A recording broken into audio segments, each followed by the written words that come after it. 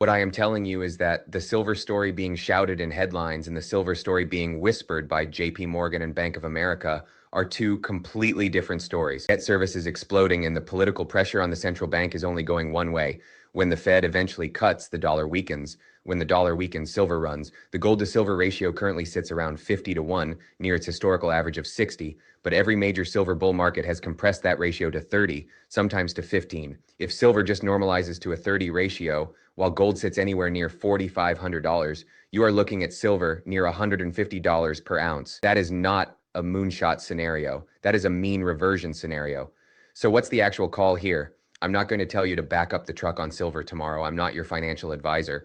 What I am telling you is that the silver story being shouted in headlines and the silver story being whispered by JP Morgan and Bank of America are two completely different stories. The chart is bearish. The fundamentals are violently bullish. That tension always resolves. It just takes longer than people think. Watch the FOMC at 2 p.m. Eastern today. Watch the dollar. Watch what Powell says about inflation. And ask yourself which side of this disconnect you want to be standing on 12 months from now.